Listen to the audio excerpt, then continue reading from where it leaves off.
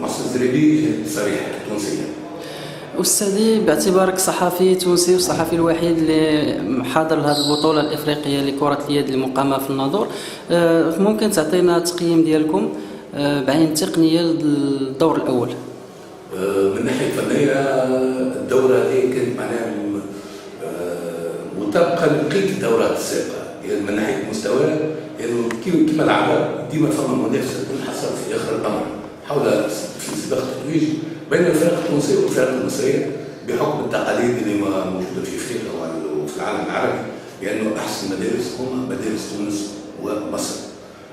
المستوى شعرت فما نوع من التحسن بالنسبة للفرق الأفريقية، شعرت بهم قصة الاندفاع البدني المفرط المبالغ فيه، فما تحسن النوعية نتاع الأداء من الناحية الفنية نتاعهم هما، لكن في كل الحالات يبقاو بعيد جدا عن مستوى الفرق التونسية والمصرية.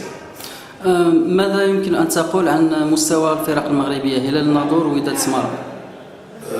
بنفس الملاحظة أنا شعرت أنه الكرة المغربية بدأت تتحسن بالمقارنة مع السنوات الأخيرة، وإحنا اللي نتمناه أنه معناها التحسن هذه يتواصل حتى لين تعود كرة اليد المغربية إلى مستواها اللي وعدناه سابقا في الثمانينات وفي التسعينات، وهذا يعتبر في نظري غير مستحيل بالنسبة للأشقاء المغاربة اللي قاعدين نشعروا أنهم سواء من ناحية كثافة تنظيم التظاهرات الأفريقية أو من ناحية تواجد عدد فرق معناها في مستوى طيب أمثال الناظور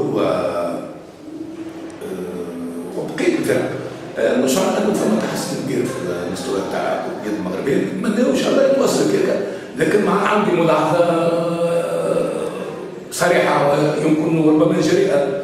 أنا مستغرب بصراحة كيفاش معناها في المغرب عندكم بطولة ممتازة جدا وشاركوا فيها عدد لاعبين أجانب ومدربين أجانب وتجلب جمهور كبير كما قاعدين نحكوا فيه توا، لكن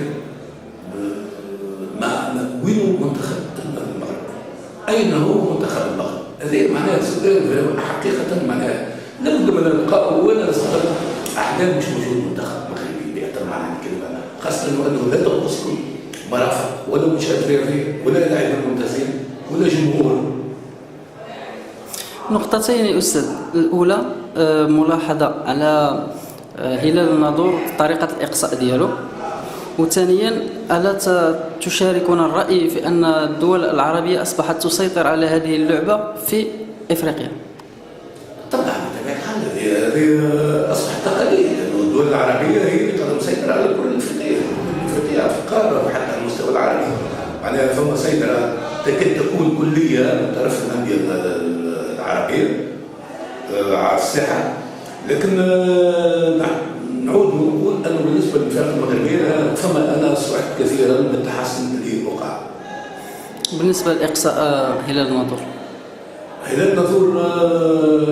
أنا نشكره على الأداء الجيد نتاعو وحقيقة ما قصرش، لكن تشعر أنه الفريق ينقص الخبرة في مثل هذه المناسبات الهامة.